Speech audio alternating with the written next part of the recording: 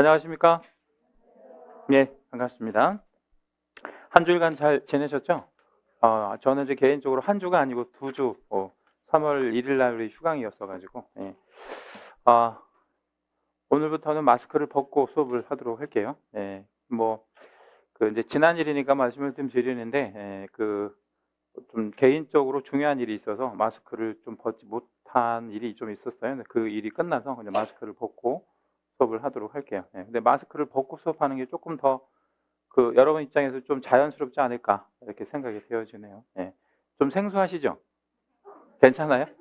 예, 그래요. 그럼 딴 놈이 와가지고 강의하는 것 같은 그런 느낌 들지 않아요? 예, 그래요.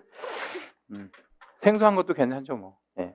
자, 오늘 부터 이제 8주 동안 요약집 과정을 이제 진행을 할 거예요. 예, 그래서 이제 기본서를 가지고 다니셔도 괜찮고, 기본서는 가지고 다니지 않으셔도 상관없습니다. 그러니까 요약집만 가지고 다니셔도 되고, 그러면 기본서의 용도는 뭐냐, 기본서의 기능은 뭐냐, 예, 기본서에 이제 우리가 좀 중요하게 다루었던 부분들이 있잖아요. 예, 그런 것들을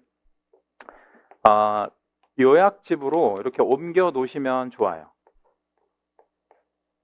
이렇게 이제 옮겨서 우리 이제 한자로 이기한다 그러죠. 옮겨 적는 거 이기하셔가지고 이 요약집을 최상의 교재로 여러분 스스로 만드시는 거예요. 네, 이거를 우리가 이제 단권화 작업이라고 하는데 수험가에서는 가장 중요한 핵심적인 작업이 단권화 작업이죠. 예, 그래서 단권화한다라는 것은 나올 만한 거는 여기다 다 모아놓는다는 거죠. 예, 그래서 우리가 중개사 시험을 양으로 따지면 우리 1년에 한 번, 이제 시기적으로 따지면 1년에 한 번 시험 보고, 양으로 따지면 굉장히 많은 과목들을 이제 공부를 하셔가지고 합격을 우리가 해야 되잖아요. 예, 근데 양이 굉장히 많잖아요. 예, 근데 그거를 어, 몽땅 다 암기할 수는 없잖아요. 그죠? 예, 앞좌 따가지고 암기하는 것도 한계가 있고, 또 앞좌 따서 암기한다고 했을 때 그게 실제 본 시험에 가서 활용될 수 없을 확률이 거의 99.99%입니다. 거의 100%의 수렴이에요. 아마 시험을 한번 보신 분들은 아마 아실 건데 그게 별로 도움이 되질 않아요. 예, 왜냐하면 뭘 물어보는지를 모르기 때문에. 그래서 가장 좋은 학습 방법은 반복하는 거죠. 예, 계속 반복하는 거. 예, 그게 가장 좋은 방법인데 기본서는 두껍잖아요. 그러니까 이 기본서를 가지고 반복하기가 어렵단 말이에요. 예, 그래서 가능하면 얇은 책으로 뭐 요약집이든 아니면 이거보다 더 얇은 책이 있으면 뭐 자료가 있으면 그것도 괜찮고, 그래서 그거를 반복해 주는 게 훨씬 더 우리가 이제 고득점으로 합격하시는데 효율적이다. 그러려면 꼭 필요한 작업이 무슨 작업이에요? 요 단권화 시키는 거 되게 중요합니다. 그래서 중개사법은 뭐 다른 거 자료보다는 요약집에서 다 나올 거예요. 한 문제도 빠짐없이 다 나올 거니까 여기에다가 다 모아 놓으시면 될 것 같고요. 그리고 오늘부터 8주 동안 일일 모의고사라고 하는 문제를 한 장씩 이렇게 10문제씩 매주 배표를 해드릴 건데 이게 총 모아놓으면 80문제가 되겠죠. 그래서 두 회분의 어떤 모의고사 형태가 되는 거니까 여러분 이제 활용하시고요. 이거 아침에 오시자마자 한번 풀어보세요. 예, 뭐 그날 진도이긴 한데 여러분이 이제 한두 바퀴씩 다 도우신 분들이기 때문에 충분히 푸실 수 있는 문제입니다. 그리고 10문제 중에서 5개 정도만 맞추시면 굉장히 잘 맞추신 거예요. 예, 왜냐하면 뭐 가령 지금 프린트 다 갖고 계시나요? 예, 거기 4번 문제 같은 경우 보면 항목이 되게 많잖아요. 예, 이거 하나만 몰라도 틀리는 거 아니에요, 사실. 근데 이런 문제는 맞추고 뭐 틀리고 이런 거보다는 이 문제를 통해서 이런 타입으로 나오는 문제들을 대비하자 뭐 이런 측면이니까 이거 맞추고 틀리는 거는 별로 그렇게 중요하지 않습니다. 이 문제 제외하고 9문제 정도 되는데 거기서 한 4개 내지 5개 정도만 맞추셔도 상당한 여러분 실력을 갖고 계신 겁니다. 그래서 나중에 활용하시면 되겠고, 맨 마지막에 마법의 빈출 지문이라고 하는 부분이 있어요. 이거 좀 보셨나요? 예, 요거는 이제 말 그대로 빈출 지문이에요. 자주 나오는 지문인데 앞에 뭐라고 붙었나요? 이게 마법이라고 써 있잖아요. 그죠? 예, 실제 얘가 마법을 부립니다. 어떤 식으로 마법을 부리냐면 똑같이 나옵니다. 실제로. 그래서 우리 공인중개사 자격시험은 뭐 선생님들이 얘기하셨는지 모르겠는데 문제은행식 출제를 합니다. 그러니까 새로운 문제를 만들어내지 않고요. 대부분 기출문제 반복 출제합니다. 그러니까 여러분 그거 분명히 말씀드릴 수 있는 거는 기출문제에서 똑같이 나옵니다. 똑같이. 그런 유형의 문제들이 30개 이상 나옵니다. 예, 물론 이제 새롭게 나온 판례라든가 뭐 개정된 부분, 뭐 이거는 나올 수가 없잖아요. 새롭게 나온 거니까. 그런 거를 제외하고는 어차피 기출 문제 많이 풀어보셔야 되는 거. 그러니까 기출 지문을 익숙해 있으신 거 좋은 거죠. 자, 우리 이제 요약집 설명을 좀 잠깐 드릴 건데 요약집 한번 잠깐 볼게요. 맨 앞에 보면 부동산 거래 신고법 핵심 비교 정리라고 하는 거 이미 여러분 갖고 계신 프린트인데 요걸 좀 컬러로 일부러 좀 회사에 얘기를 해서 일부러 좀 넣어달라고 말씀드렸어요. 이게 워낙 중요하기 때문에 요거 공부하실 때 좀 자주 보시고 지난 33회 본시험 기준으로 여기에서 몇 문제가 나왔냐면 9개가 나왔습니다. 진짜로 거짓말 안 붙이고 9개. 그러니까 이건 어떻게 하셔야 돼? 그냥 완벽하게 암기하신다 이렇게 생각하고 자주 보셔야죠. 그러니까 이 흐름, 왁구를 잘 잡고 계셔야 돼요. 어떤 거를 물어보더라도 그거는 뭐야? 뭐 이런 정도. 이런 작업이 가능하실지 모르겠어요. 이거를 내용으로 이렇게 파악하지 말고 그림으로 파악하는 것도 굉장히 좋은 방법 중에 하나거든요. 그림으로 파악한다는 게 뭐냐면 이게 지금 칸이 몇 칸이죠? 5칸이 있잖아요. 그럼 우리 부동산 거래 신고법에 적용되어지는 제도는 몇 가지 제도가 있어요? 5가지 제도가 있단 말이에요. 그래서 신고제 3개, 허가제 2가지가 있다. 일단 머릿속에 왁구를 딱 잡는 거예요. 틀로. 그리고 나서 채워넣기 하는 거죠. 여기에는 뭐라고 돼 있어? 뭐 가령 부동산 거래 신고는 우리 며칠 안에 해야 되냐면 30일. 그죠? 외국인 부동산 취득 신고는 계약을 원인으로 했을 때는 60일. 계약 외의 원인일 때는 6개월. 이런 것들이 그냥 왁구가 잡혀 있으면 나머지는 그대로 저절로 이해가 되는 거니까 그런 식으로 공부하시는 게 되게 기억에 오래 남을 수 있을 겁니다. 요거 하고 한 장 더 넘겨볼게요. 넘겨보시면 차례 나옵니다. 이 책에 이제 차례가 나오는데 차례는 뭐 아시는 내용이니까 넘어가고 또 한 장 넘겨보시면 암기사항이라고 하는 게 나올 거예요. 암기사항 나올 건데 암기사항 15선 이렇게 돼 있죠. 그래서 뒷장도 잠깐만 넘겨보세요. 핵심 비교사항이 있는데 그 2페이지 그러니까 앞장 뒷장 뭐 이렇게 제가 표현을 할 때 암기사항 15선하고 핵심 비교사항에서 지난 본시험에서 16문제 나왔습니다. 16문제 진짜로. 그러면 합치면 아까 우리 앞에 프린트랑 요거랑 합치면 몇 개의 문제가 출제가 된 거냐면 25개의 문제가 출제가 된 거죠. 그러니까 우리 과목은 이렇게 요약 정리를 해보면 양이 그렇게 많지 않아요. 그래서 다운돼서 계속 나오기 때문에 이 2가지 프린트를 굉장히 중요한 것으로 여러분 좀 이해하고 계시고 이게 또 양이 많잖아요. 사실 이거 전부 다 암기하는 것 자체가 좀 버겁기 때문에 특별히 제가 좀 요약을 다시 요거 요약이 된 거를 다시 한번 요약 정리를 해드리도록 할게요. 같이 여러분하고 이제 저하고 이렇게 메모를 한번 해주시면 될 것 같아요. 그러니까 꼭 외워야 되는 거를 좀 구분을 해드리는 거예요. 첫 번째 이제 등록 기준이라고 하는 부분이 있는데 요거는 굳이 암기하지는 않으셔도 되고 여러 번 읽어주시면 됩니다. 다만 이제 통과가 되면 말씀드리겠지만 요건 공모에 통과가 될 건데 자본금 5천만 원이라고 하는 부분이 있어요. 여기다 우리 채색 하나만 해주시고 요게 삭제 예정입니다. 요게 만약에 삭제가 되면 올해 시험에 무조건 나올 거예요. 왜냐면 자본금이 원래 중요한데 지금 삭제하기로 지금 예고가 되어 있어요. 이건 이제 빠지면 올해 안에 빠질 겁니다. 그러니까 우리 시험 보기 전에 그럼 요게 되게 중요한 항목이 될 수 있다. 요거는 그 정도만 알고 계시면 되고 그 다음에 결격사유 부분이 있는데 이 결격사유는 내용을 암기하시는 것보다는 결격사유의 효과를 굉장히 중요하게 생각해 주셔야 해요. 그러니까 결격사유의 효과라고 하는 것이 뭐냐면 자, 우리 결격사유에 개공이 걸리면 어떻게 되죠? 등록이 취소가 되겠죠, 뭐 그렇죠?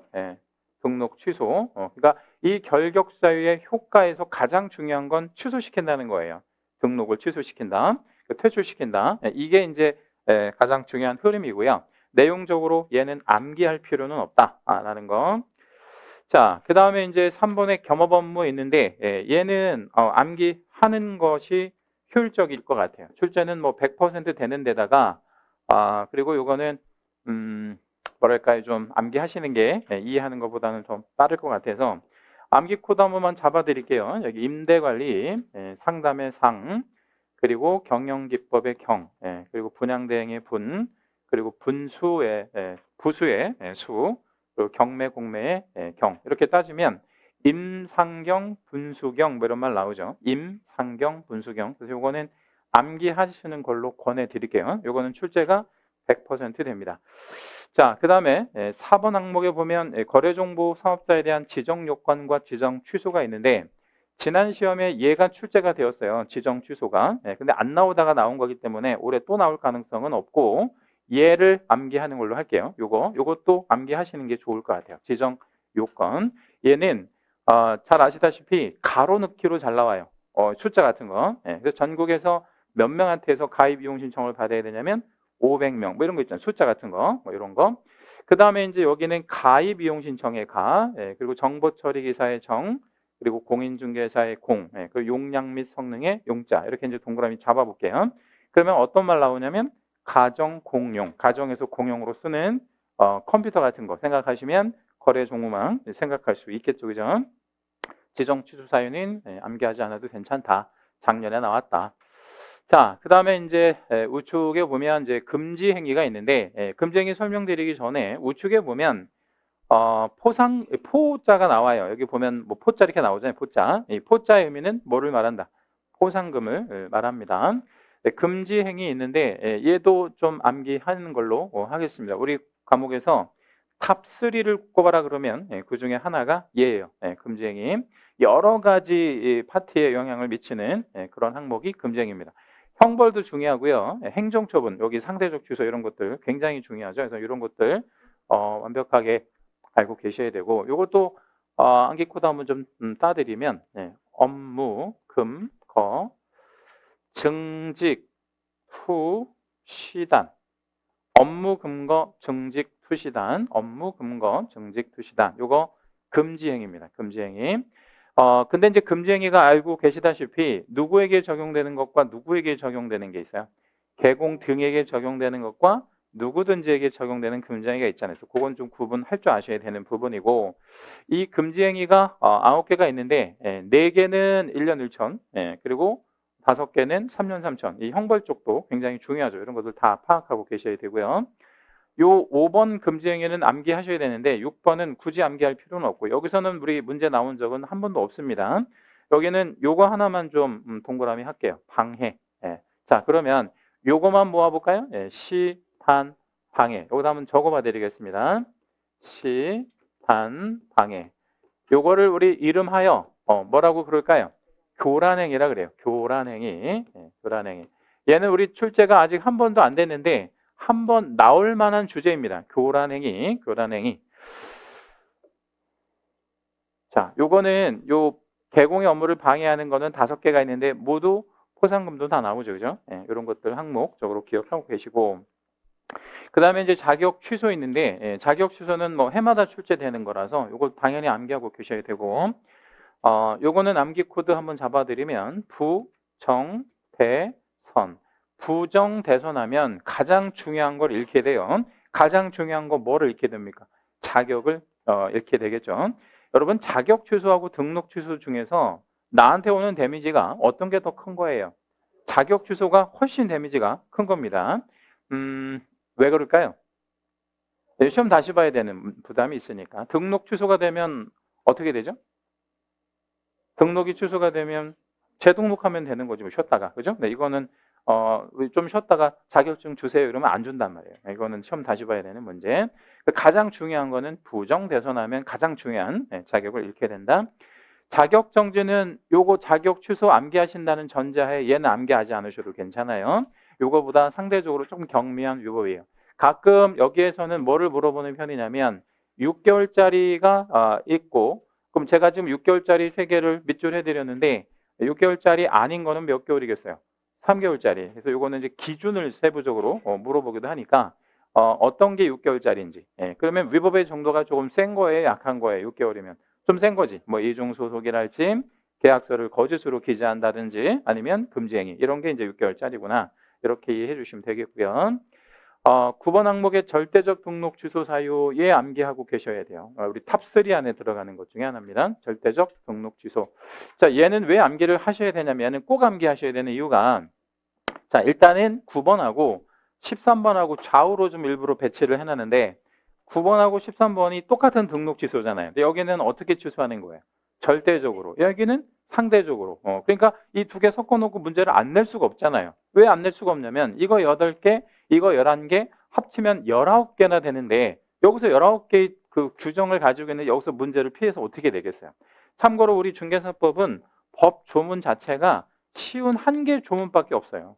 51조, 1조부터 51조. 근데 그 1조부터 51조인데 19개 조문에 해당이 되는 게 절취이거나 상취이니까 얘를 빼고 낼 수가 없다는 거죠. 물리적으로. 그렇죠? 예, 그러니까 이거는 두 가지 섞어서 출제하는 게 매번 나오니까 요거를 좀 정확하게 암기하시는 걸로 하고, 이 암기 코드는 결사부라는 애가 있어. 사람 이름이라고 생각해 주시고, 얘가 몇 학년 때부터? 중3 때부터 양업소 뛰다가 양업소 뛰다가 적발이 되어서 완전히 아웃됐다.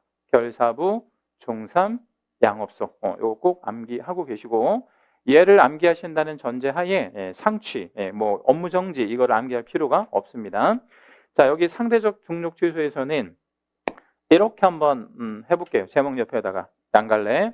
자, 상대적 등록 취소라는 말의 뜻이 무슨 뜻이에요? 등록이 취소될 수도 있다. 그럼 반대로 얘기하면 안 될 수도 있다. 뭐 이런 얘기잖아요. 그죠? 취소될 수도 있지만 안 될 수도 있다. 이런 의미잖아요. 그러면 취소되면 뭐 되는 것이고 안 되면 봐주는 거냐? 그렇지 않죠. 대신 뭐 업무 정지를 때릴 수도 있죠. 그래서 상취일 때는 곧 뭐이기도 하다. 업무 정지이기도 하다. 이렇게 항상 생각해 주셔야 돼요. 그래서 상취이면 항상 업무 정지하고 같이 생각을 하셔야 돼요. 자, 그리고 여기다가는 우리 채색 하나만 잡아 주실 건데 금지행위. 굉장히 중요합니다. 금지행위는 왠지 뭐일 것 같은 느낌이 드냐면 절대적 등록 취소일 것 같은 느낌이 드는데 아니고 상취에 해당이 되죠. 뭐 이런 것들이 이제 문제 풀 때 가장 중요한 핵심 중에 핵심이에요. 금지행위는 항상 절취 아니다. 상대적 등록 취소다. 그러면 금지 행위를 위반한 개공에게 업무 정지 처분할 수 있다. OX. 5가 되겠죠. 왜 5예요? 금지 행위가 상취니까 업무 정지 당연히 가능하겠죠. 그죠? 그런 거 해마다 나오는 부분이고. 형벌은 1년 1천 그리고 이제 3년 3천 뭐 이렇게 이제 있어요. 이것도 이제 좌우로 좀 대비를 해놨는데 요거 두 개는 암기할 필요는 없고 우리 몇 개만 채색을 좀 할게요. 이거는 뭐 암기하실 필요는 없습니다. 일단은 1년 1천 중에서 양도대여라는 개념이 나오면 1년 1천이에요. 그 양도대여는 두 가지가 있습니다. 뭐하고 뭐를 할 수 있죠? 등록증, 자격증. 그러니까 양도대여, 양수대여 뭐 이런 거 전부 다 1년 1천의 형벌이 있다. 뭐 이런 것들. 그리고 아시다시피 뭔자 들어가는 거예요. 이중자 들어가는 거 전부 1년 1천이에요. 이중자 들어가는 거. 그리고 주어를 뭐라고 줄 때? 아닌 자라고 줄 때, 주어를 아닌 자라고 줄 때 역시 1년 1천에 해당이 됩니다. 그리고 요거 하나. 업무상 비밀 누설죄. 요거는 우리 좀 중요하죠. 왜냐하면 피해자가 피해를 본 사람이 처벌하지 마세요. 뭐 이렇게 얘기를 하면 그거는 뭐 할 수 없는 처벌할 수 없는 그런 죄를 반의사 불벌죄 이렇게 표현을 합니다. 요거는 참고로 좀 알고 계시고 다시 한번 말씀드릴게요. 이 3년 3천, 1년 1천 중에서는 요거 양도되어 이중자 들어가는 것들 그리고 주어를 뭐라고 줄 때 아닌 자라고 줄 때 다 1년 1천이고 그리고 업무상 알게 된 비밀 누설한 자 요거까지만 기억하고 계시면 암기 필요 없습니다. 자, 그 다음 과태료는 여기 보시니까 얼마짜리가 두 개가 있어요. 100만 원짜리, 500만 원짜리 이렇게 이제 두 개가 있는데 일단 과태료는 어떤 파트가 좀 잘 나오냐면 사유보다는 과태료는 사유가 그렇게 잘 출제하는 편은 아니고 뭐를 잘 물어주냐면 어느 관청이 부과하는지를 잘 물어요. 그러니까 사유보다는 어느 관청이 누구에게 부과하느냐. 그럼 예를 들자면 우리 국장은 누구한테 과태료를 부과하겠어요? 세 대상이 있는데 거래정보사업자, 협회, 그리고 또 누구? 정보통신 서비스 제공자 이렇게 이제 세 대상을 상대로 국장이 과태료 부과합니다. 대쪽이죠. 또 시도지사는 누구한테 부과할 거냐면 시도지사는 누구한테 부과할 거예요? 연수교육 안 받은 애들. 연수교육은 두 사람이 받는 거잖아요. 누구랑 누가 받죠? 연수교육을? 개공하고 소공. 그리고 여기 보면 시도지사가 또 나오네요. 자격 취소 먹고 며칠 안에 반납을 안 했어요. 7일. 이것도 시도지사가 부과를 합니다. 그리고 이제 마지막으로 누가 또 부과하는 경우가 있냐면 등록관청. 등록관청은 아시다시피 시군구가 되는데 여기는 누구를 상대로 하는 거냐면 개공. 그러니까 온리 등록관청은 개공만을 대상으로 합니다. 다시 한번 정리하면 국장은 거래정보사업자나 협회나 정보통신 서비스 제공자를 상대로 500짜리 과태료를 부과할 거고 시도지사는 500짜리만 부과하는데 연수교육 안 받은 애들, 자격증 반납하지 않은 애들, 그리고 등록관청은 개공을 상대로만 한다. 이렇게 정리해 주시면 되고요. 자, 이제 마지막으로 업무정지가 있는데 이 업무정지는 애울래야 애울 수가 없어요. 너무 많기도 하지만 이 말이 나오잖아요. 15번에 보면 그 밖에 이 법 또는 이 법에 의한 명령이나 처분을 위반한 경우, 이거는 뭐냐면 소위 예시적 열거 규정이기 때문에 이거는 암기한다고 될 일이 아닙니다. 그러니까 우리는 절대적 등록 취소 사유를 암기할 거고 그거 빠지는 것들이 상취 아니면 업무 정지이니까 그 개념 정도만 알고 계시면 될 것 같고요. 여기서는 요 11번 항목만 전체 채색 하나만 좀 잡아 주실 건데 11번 항목에 뭐라고 되어 있나요? 상대적 등록 취소 처분 사유에 해당하는 경우, 즉 상취에 해당이 되는 경우 나왔죠. 그죠? 요건 아까 위에서 말씀드린 내용이에요. 그러니까 상취일 때는 두 가지 중에 하나잖아요. 뭐 아니면 뭐. 아이고. 취소 아니면 업무 정지. 이렇게 되는 거 맞죠? 그죠? 그래서 상취일 때는 곧 업무 정지이구나. 이렇게 생각을 해 주시면 돼요. 자, 그다음에 이제 다음 장 한번 넘겨 보면 이제 핵심 비교 사항이 있는데 1번 박스에 보니까 이제 전속 중개 계약 체결 시 공개 사항과 확인 설명 사항 비교가 이제 나와 있는데 최근 우리 본 시험에 얘를 좀 잘 물어보는 편입니다. 요거. 그래서 여기다가 우리 별 하나만 잡을게요. 이건 암기하시라는 게 아니라 중요하다 이거. 이게 출제가 계속 되니까. 자, 여기서 이제 이걸 어떻게 여러분 공부하실 거냐면 앞잡다 가지고 애우는 거 안 된다고 말씀드렸죠. 우리가 써먹지를 못한다고요. 본 시험에 가면 뭐를 물어보는지를 모르니까. 이거는 이해를 하셔야 돼요. 어떻게 이해하실 거냐면 저기 보시면 이런 말이 나와요. 공개한다 이런 말 나오죠. 그죠? 공개. 공개는 어디다가 공개할까요? 그러면 공개는 며칠 안에 해야 되나요? 즉시 하나요? 아니면 지체 없이 하나요? 이거는 조사를 좀 하고 해야 돼요. 물건을 조사해야지 공개를 할 거 아니에요. 시간이 좀 걸릴 수밖에 없죠. 7일 안에 공개합니다. 근데 어디다가 공개한다 그러죠? 두 가지 매체가 있는데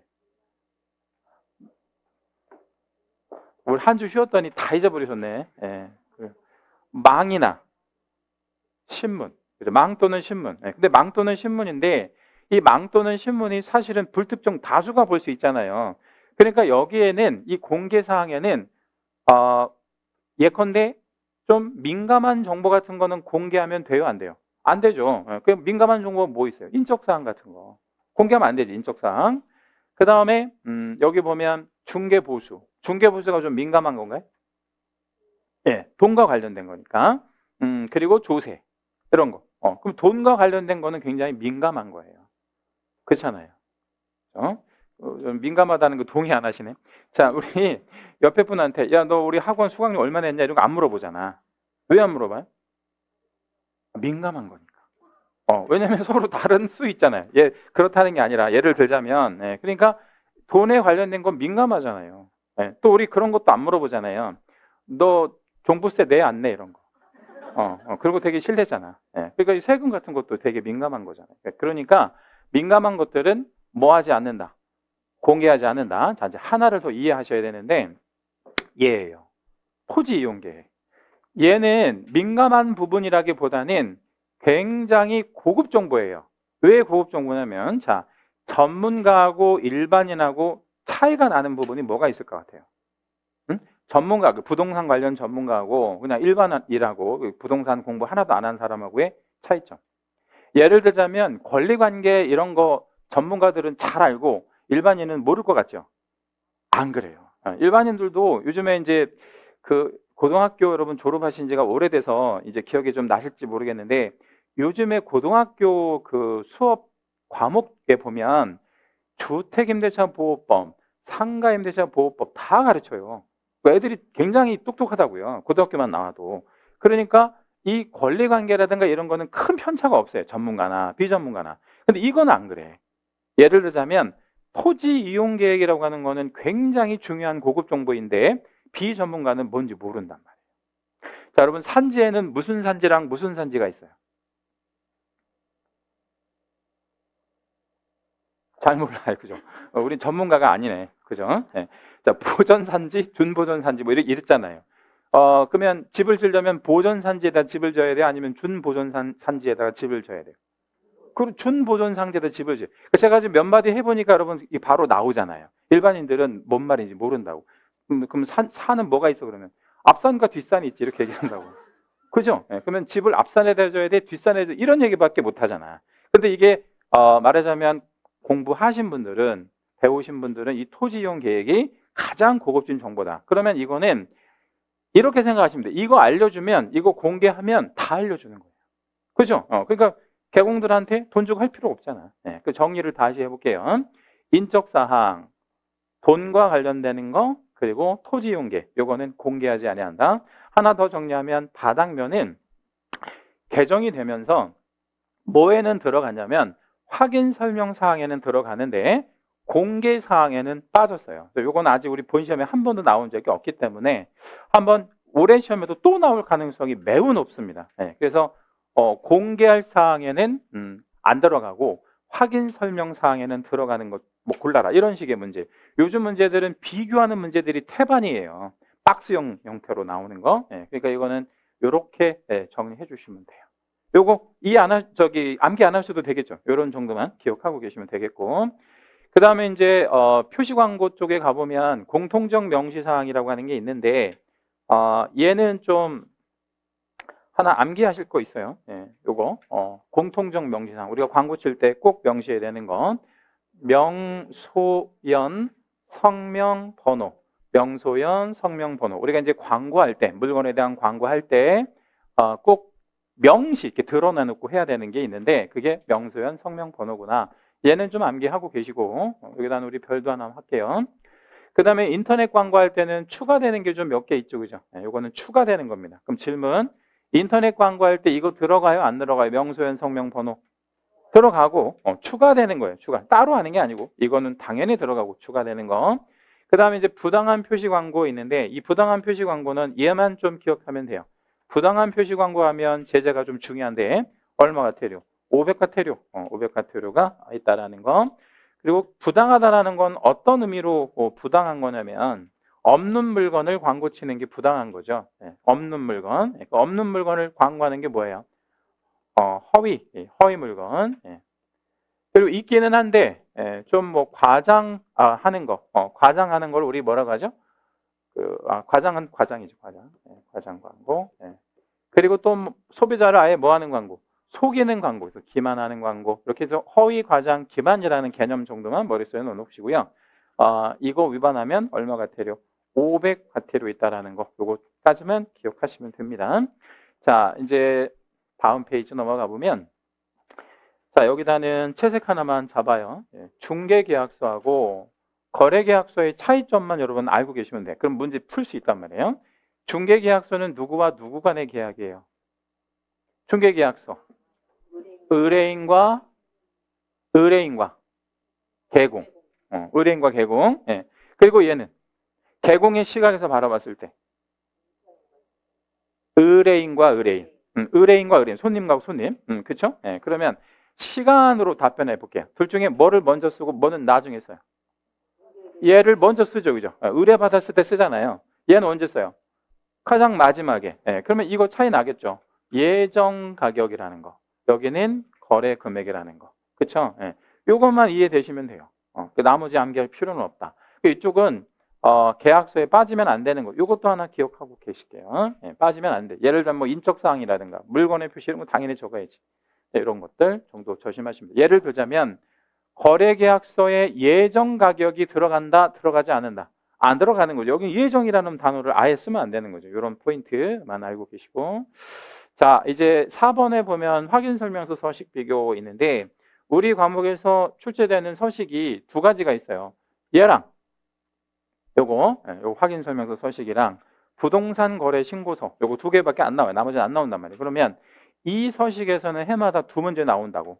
요거. 그러면 굉장히 중요한 소식이잖아요. 예, 그리고 이거는 어느 정도로 중요하냐면 시험장에 가져가서 볼 정도로 중요하다. 예, 이 표를 전체로 우리가 암기를 못하니까 이 시험장에 가지고 가셔서 볼 정도로 중요하다. 자, 확인 설명서는 몇 가지 종류가 있어요. 총 4가지 종류가 있습니다. 주거, 비주거, 토지, 임목, 광업재단, 공장재단 이렇게 있고 해마다 물어보는 거 이거 물어보죠. 예, 기본 확인사항과 밑에 가보면 무슨 확인사항이 있어요? 세부 확인사항 이거 섞어놓고 기본 아닌 거 뭐냐? 세부 아닌 거 뭐냐? 라고 물어보겠죠.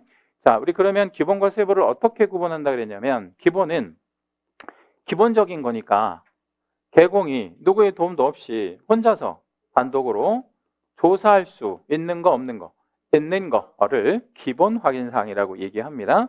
예를 하나 들어드릴게요. 권리관계가 있다 이죠. 이거는 개공 혼자 조사를 할 수 있죠. 어떻게? 등기부를 통해서. 그러니까 이건 등기가 된 거 안 된 거. 된 권리관계를 얘기하는 거겠죠. 그죠?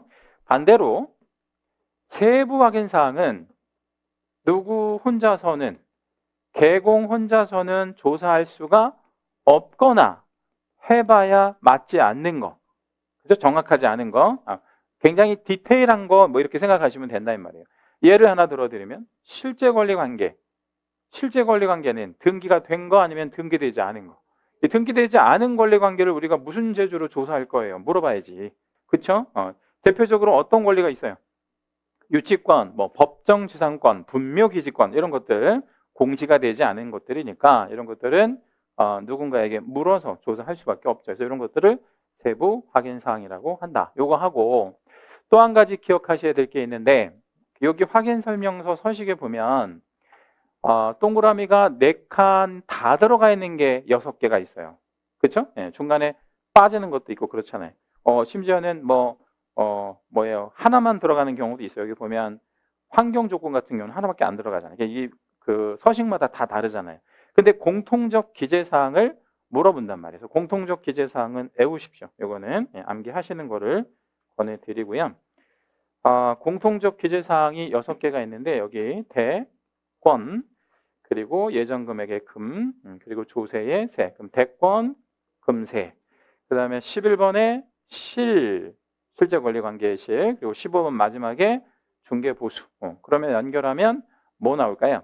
대권 금세 실수 대권 잡으면 금세 실수한다. 대권 금세 실수 요거는 공통적 기재사항이고 암기를 하고 계실 거를 권해드립니다.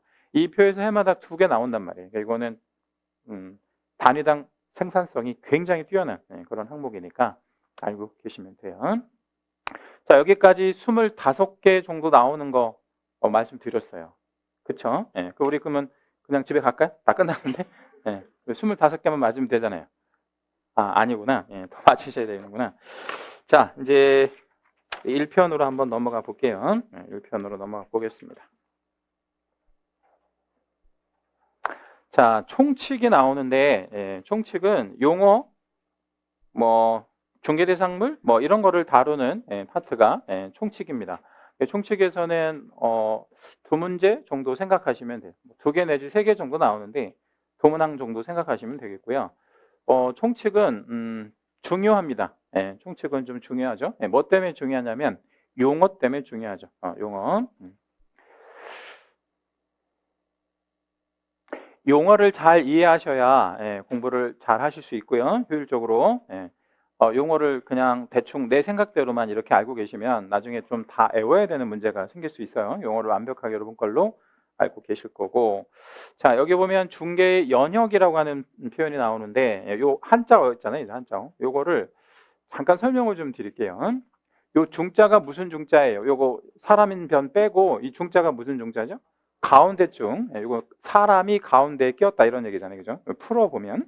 그러면 자, 어떤 사람이 있었고요. 가운데 끼었대. 그러면 어떤 사람과 어떤 사람이 또 있었다는 얘기죠. 그렇죠? 그리고 이 사람이 여기에 끼인 그런 상태가 되고 여기 개자가 무슨 개자냐면 끼일 개자예요. 끼일 개자. 그러면 자, 풀어볼게요. 사람이 가운데에 뭐 했다? 끼었다 이런 얘기죠. 그러면 이 사람이 이 사람과 이 사람 사이에 끼어서 이 2사람이 뭐 하는 거를 거래하는 거를 거래하는 거를 이 사람이 뭐 해주는 거예요? 도와주는 거예요. 알선하는 거. 그래서 이 사람이 이 사람과 이 사람을 도와주는 거. 이거를 우리 도와주는 거를 한자로 알선한다라고 얘기를 합니다. 그렇죠? 네, 그러면 중개는 뭐 할 수 있도록 알선하는 거? 거래할 수 있도록 알선한다라고 한자어에서 이해할 수 있겠죠. 그죠? 이걸 우리나라에서 제일 처음 한 사람은 객주라고 하는 직업인이 있었어요. 가끔 TV 보면 사극 보면 객주 이렇게 나오잖아요. 여기서 객주는 주자가 주인 주자입니다. 그럼 상당한 자본가였을 것으로 보이죠. 그래서 이들의 종업원들이 좀 있었어요. 종업원들, 종업원들. 이 종업원들이 바로 각어간, 각해, 집주름 이렇게 이제 불렀는데 공통점이 하나 있죠. 각어간의 가짜, 각해의 가짜, 집주름의 집. 다 무슨 공통점을 가져요? 집. 그러니까 가옥을 중개했던 이런 전문 직업인들이 있고 이들이 최초의 개공들이구나 이렇게 생각하시면 되는데 이건 그냥 상식적으로만 알고 계시면 되겠고요. 중개제도는 어떻게 규율제도가 변천됐냐면 아주 옛날, 그러니까 이 양반들이 과거관 각계 집주름들이 우리 개공 이 역할을 할 때는 그냥 하고 싶으면 하는 거. 오늘부터 나 그냥 중개업 해야지 했었단 말이에요. 그러다가 인가제, 허가제, 신고제, 허가제 무슨 제로 바뀌었냐면 등록제로 바뀌었고요. 여기 채색 하나만 잡을게요. 그리고 여기다 가로 하나만 열겠습니다. 등록하려면 뭐가 있어야 돼요? 자격. 그래서 자격을 가져와야만 등록을 할 수 있다. 자, 우리 그러면 이 공부 왜 하시는 거예요? 자격 취득하려고. 그럼 자격은 왜 취득하는 거죠? 등록하려고. 그래서 무등록으로 중개업하면 처벌받으니까 뭐 이런 흐름은 알고 계셔야 되고요. 자, 그리고 이제 우리 중개사 법령의 구성과 성격을 좀 잠깐 보면 구성은 법률, 시행령, 시행규칙 이렇게 3단 구성이 되는 거고요. 여기 시행령이 있는데 시행령은 같은 말로 뭐라고 부를까요? 대통령의 명령, 그래서 대통령령이다 이렇게 얘기합니다. 그럼 시행령을 개정할 때는 어떻게 개정하는 거예요? 대통령이 개정하자고 하면 개정하는 거지. 그 대신 이제 대통령 혼자 독단적으로 하면 안 되니까 국무회의에서 통과가 돼야 되는 거죠. 근데 국무회의에서 대통령이 이렇게 바꾸자고 하는데 국무위원들이 안 된다고 할까요? 안 된다고는 못하겠죠. 그죠? 그러니까 대통령이 결심하면 되는 게 시행령이고. 자, 시행규칙은 주무부처의 장관의 명령인데 이건 누가 결정하는 거예요? 장관이 결정하는 거죠. 근데 이제 우리나라에 장관이 되게 많잖아요. 근데 부동산과 관련된 장관은 누구예요? 국장이죠. 국장이 요거 관련해서. 그리고 요거 매수신청 대리 쪽은 외에다 한번 화살표 한번 해주시고요. 경매, 경매 관련 이렇게 생각하시면 됩니다. 요것도 여러분 좀 관심을 좀 많이 갖고 계세요. 시험에는 한 문제밖에 안 나오긴 하지만 나중에 여러분 이제 나중도 아니에요. 이제 당장 내년 봄쯤에 여러분 취업을 하건 개업을 하건 하셔야 될 텐데 요즘에 우리 경매 물건 엄청나게 많이 쏟아져 나오거든요. 경매 물건이 많아진다는 건 뭘 의미해요? 일반 시장이 안 좋다는 얘기죠. 그러니까 우리는 포지션을 뭐하고 뭐를 같이 가져가셔야 돼요. 중개업이랑 대리업이랑 같이 가져가야죠. 그죠? 왜냐면 두 가지 큰 시장이 지금 형성이 되어 있으니까. 이거는 이제 경매 관련 시장이고. 자, 그 다음에 이제 성격은 중간법, 그러니까 공법과 사법의 중간에 있다 해서 중간법 내지 혼합법이다 이렇게 얘기를 하고요. 일반법, 뭐 특별법, 뭐 국내법 이렇게 이제 있는데 여기 밑에다가 한 줄만 좀 적어 볼게요. 자, 여기 이렇게 한번 메모하시겠습니다. 우리가 배우는 법 중에 민법이라는 법이 있어요. 그죠? 그리고 배우진 않지만 상법이라고 하는 법이 있습니다. 자, 민법의 민자는 무슨 민자예요? 백성이에요. 모든 백성에게. 자, 상법에서 상은 누구를 말하는 거예요? 상인을 말하는 거거든요. 그러면 백성이 더 범위가 넓어요? 상인이 범위가 더 넓어요? 백성이 더 넓은 범위잖아요. 그러면 얘가 좀 특별한 거잖아. 이거는 일반적이고 특별하다. 그럼 등호가 이렇게 열린단 말이에요. 백성 중에서 상인한테만. 그러니까 얘가 특별법이 되는 거죠. 근데 그 상행위를 하는 사람 중에서 중개업을 통해서 상행위를 하는 사람도 있죠. 중개업을 통해서 상행위 하는 사람 있잖아요. 그런 사람들을 개공이라고 얘기한단 말이에요. 우리 그죠? 그럼 개공한테는 무슨 법 적용해야 돼? 공인중개사법. 그럼 여기에도 등호가 이렇게 열린단 말이에요. 왜냐하면 상인 중에서 뭐 직당 하는 사람, 뭐 서비스업 하는 사람 굉장히 많은데 그 중에서도 중개업을 하는 상인도 있잖아요. 그러니까 범위가 더 좁아진단 말이에요. 그럼 또 하나만 더. 우리 중개업을 하는 법인 중에서 농업 협동조합이 또 있어요. 그죠? 농업협동조합.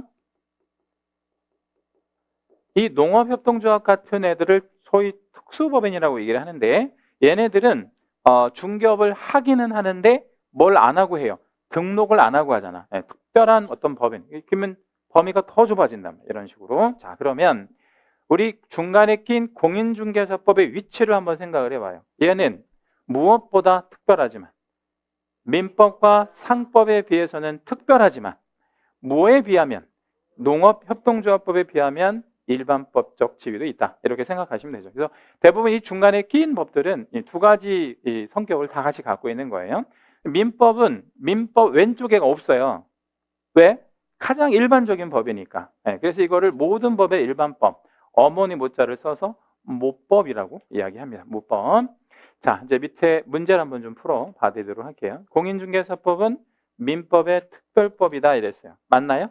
예. 1번은 맞는 표현이고 2번 공인중개사법은 부동산 중개에 관한 일반법, 일반법적 성격도 있죠. 그죠? 네, 일반법입니다. 얘가 즉 농업 지역농업협동조합이 중개업할 때 얘도 적용을 받긴 한다. 이 법을 먼저 적용하긴 하지만 자 3번에 보면 중개계약이다라는 표현 나왔는데 요거 우리 채색 하나만 일단 잡아주시고요. 위에서도 잠깐 말씀드렸는데 중개계약하고요.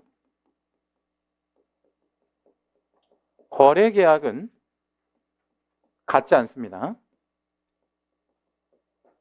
자, 질문 드릴게요. 중개계약은 누구와 누구와의 계약이에요? 의뢰인 먼저 얘기해 볼게요. 네, 의뢰인 대 개공. 그렇죠? 네, 의뢰인 대 개공. 이렇게 물건 주고받고 뭐 접수하고 뭐 이런 거를 중개계약이라고 하죠. 그러면 의뢰인도 일반 사인이잖아요. 그렇죠? 관청은 아니잖아요. 개공도 마찬가지죠. 그러면 사인 대 사인 간의 계약이 된단 말이에요. 사인 대 사인 간의 계약. 맞죠? 그러면 이런 걸 무슨 계약이라 그래요? 사법계약이라고 합니다. 그러면 사법계약이 아닌 것도 있냐? 공법계약도 있죠.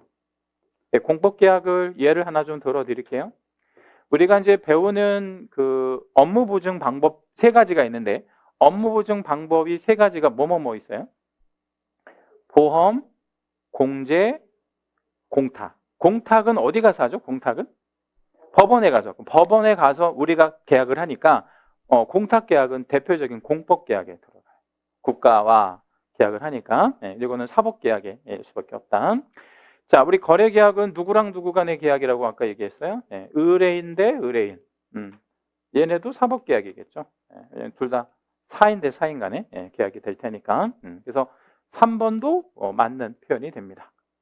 4번 우리 개공의 중개행위는 사실행위다 이랬는데 이 4번 문항은 전체에 이렇게 채색을 한번 할게요. 아직 배우지 않으신 거긴 한데 요 4번 문항은 좀 중요합니다. 별표도 하나만 잡아 주실게요. 여기 별표도 하나 잡으시고요. 자, 위로 올라가 볼게요. 아까 이 그림 제가 그려드리는 거에서 위로 한번 올라가 볼게요. 아까 중개는 이 사람과 이 사람이 뭐 하는 거를 알선한다 그랬죠? 거래. 그럼 거래가 뭐예요? 거래는 매매, 교환, 임대차 이런 거 하는 거잖아요. 그런 걸 우리 법률 용어로 무슨 행위라 그래요? 매매, 교환, 임대차 이거 뭐라 그래요? 법률 사실이라고 안 하지. 매매 계약, 임대차 계약, 교환 계약 이걸 뭐라 그래요? 법률 행위라고 하죠. 그죠? 이걸 법률 행위라 그래요. 얘는 뭐예요? 예. 알선은 뭐냐 이거야. 알선. 얘가 사실행위다. 그러면 중개는 법률행위예요, 사실행위예요? 당연히 사실행위지. 왜냐하면 한마디로 말하면 중개는 알선하는 거니까.